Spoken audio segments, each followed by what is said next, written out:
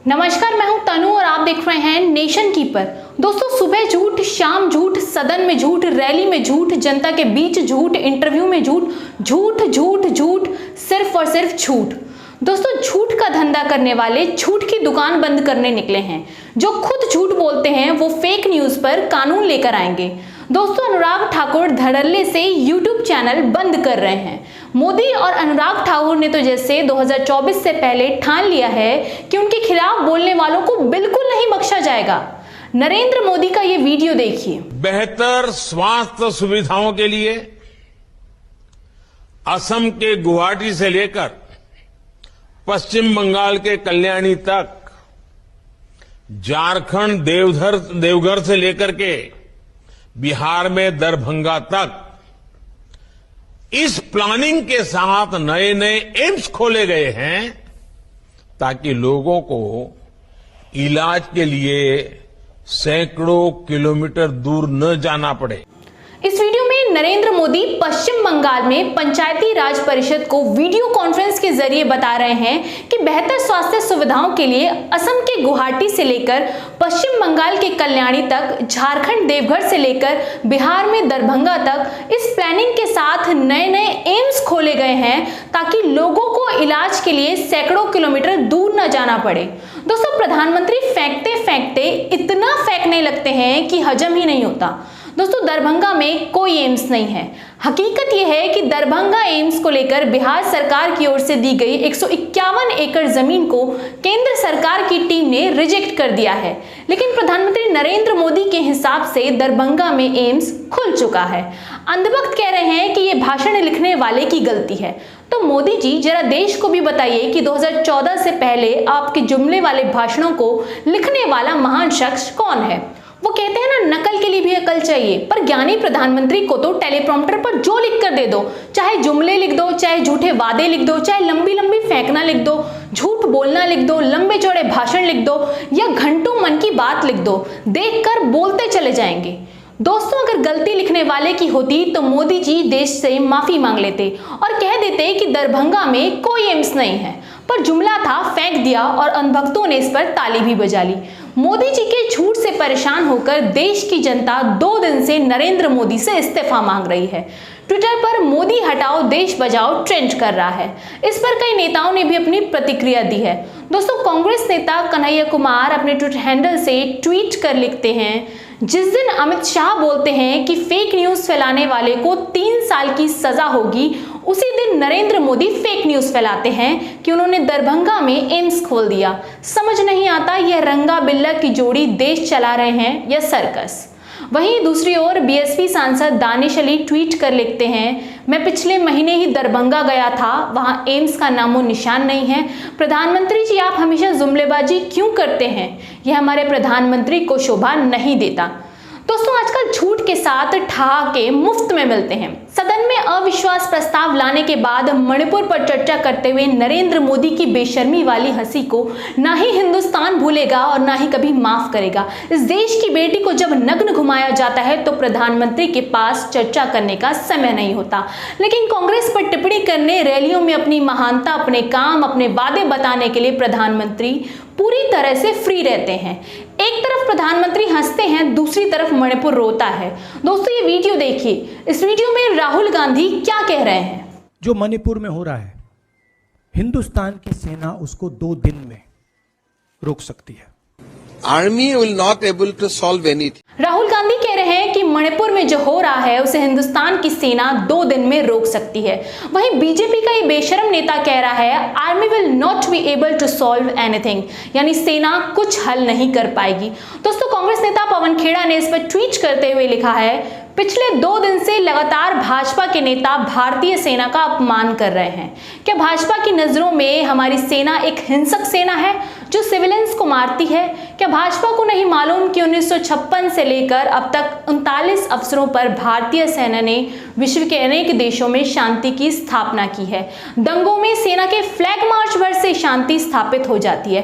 क्या भाजपा को सेना की इस काबिलियत पर कोई शक है? आप हमारा विरोध कर लीजिए, लेकिन भारत को नीचा मत दिखाइए। ये पवन खेड़ा कह रहे हैं कि कांग्रेस का विरोध कर लें पर सेना का नहीं। भारतीय सेना को नीचा मत दिखाइए। दोस्तों, बीजेपी सांसद आरके रंजन कह रहे हैं कि मैं मणिपुर पर बोलना चाहता था पर मुझे मौका ही नहीं दिया। मैं मणिपुर में मौजूद था, अगर मैं संसद में बोलता तो शायद बेहतर बोलता।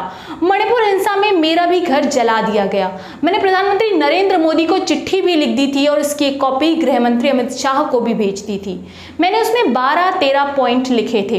राज्य सरकार से हालात नहीं संभल रहे थे, इसलिए मैंने केंद्र सरकार से मदद भी मांगी थी।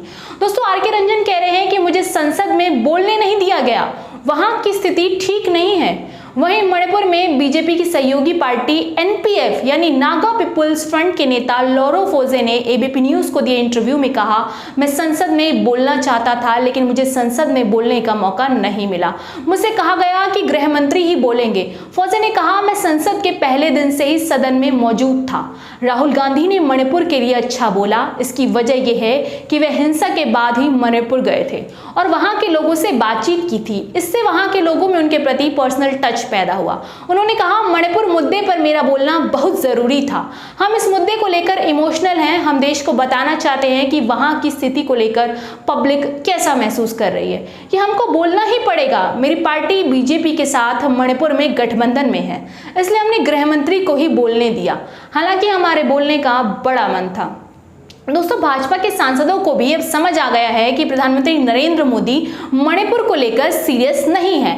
मोदी जी जुमले देकर 2024 जीतने की तैयारी में हैं। फिर चाहे देश जले या महिलाओं के साथ अभद्र व्यवहार हो, मोदी जी मौन धारण कर लेंगे और अगर मुंह खोलेंगे तो ताने मारकर जोर जोर से हंसेंगे या फिर जुमले बोलेंगे या कांग्रेस और राहुल गांधी पर टिप्पणी करेंगे।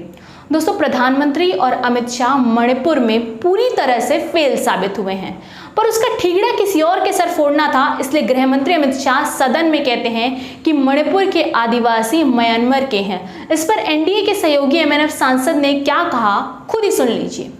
Honorable Chairman, sir. Yeah, I'm from the state of Mizoram. From the state of Mizoram. I am the tribal MP.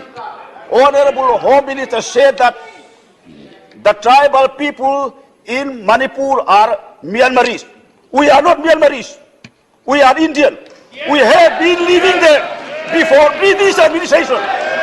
MNF सांसद ने अमित शाह को झूठा बताया है और कहा है कि मणिपुर के आदिवासी म्यांमार के नहीं भारतीय हैं। इस बयान के बाद गृह मंत्री अमित शाह पर 10 कुकी एमएलए भड़के और कहा, मणिपुर के कुकी म्यांमार से आए हैं। गृह मंत्री अमित शाह इस बात का सबूत दिखाएं। दोस्तों, प्रधानमंत्री झूठ बोलते हैं, गृह मंत्री झूठ बोलते हैं, इसका सबूत तो आपके सामने है ही। पर ममता बनर्जी ने तो न्यायपालिका के आगे हाथ ही जोड़ लिया।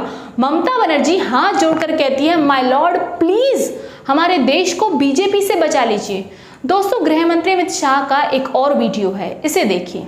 अब ये जांच का विषय है कि ये मोशन कैसे साइन हुआ और राघव चड्ढा जी ने इसको मूव किया। मान्यवर, इनका सिग्नेचर किसने किया है, ये जांच का विषय है। दोनों सदस्यों का स्टेटमेंट रिकॉर्ड पर लिया जाए अभी और बाद में इसकी जांच की जाए कि ये कैसे हुआ। ये सही बात है कि सिग्नेचर नहीं हुए। सिग्नेचर हो गए होते तब तो सीधे सीधे फोर्जरी का केस बन जाता, सदस्यता जाने से लेकर एफआईआर तक की बात हो जाती। शाह कह रहे हैं कि आम आदमी पार्टी सांसद राघव चड्ढा ने सदन के सदस्यों का फर्जी सिग्नेचर किया है, इस पर जांच हो और उसके बाद राघव चड्ढा को निलंबित भी कर दिया है। वहीं दूसरी तरफ बीजेपी प्रवक्ता सुधांशु त्रिवेदी कह रहे हैं कि सिग्नेचर किया ही नहीं, अगर सिग्नेचर किया होता तो केस बन जाता, सदस्यता चली जाती, एफआईआर हो जाती। दोस्तों, अमित शाह सदन में कहते हैं कि राहुल गांधी सिर्फ कलावती से मिले। कलावती को पानी बिजली उपलब्ध कराने का काम नरेंद्र मोदी ने कराया, लेकिन इंटरव्यू में कलावती ने साफ तौर पर कह दिया कि गृह मंत्री अमित शाह झूठ बोल रहे हैं। नरेंद्र मोदी ने कलावती की कोई मदद नहीं की, वो राहुल गांधी ही हैं जिन्होंने सारी चीजें कलावती को मुहैया कराई। दोस्तों, बाएं झूठ, दाएं झूठ, नीचे झूठ, ऊपर झूठ, सुबह झूठ, शाम झूठ, जागते झूठ, सोते झूठ, झूठ ही झूठ, झूठ ही झूठ और सिर्फ झूठ। और चले झूठ फैलाने वालों पर कानून लाने। इस वीडियो में इतना ही, मिलते हैं अपनी अगली वीडियो में। वीडियो कैसा लगा कमेंट सेक्शन में हमें ज़रूर बताएं। चैनल को सब्सक्राइब ज़रूर कर लें, बेल आइकन को प्रेस कर लें ताकि सभी नोटिफिकेशंस आपको मिलती रहें और आप खबरों से रूबरू होते रहें। नमस्कार।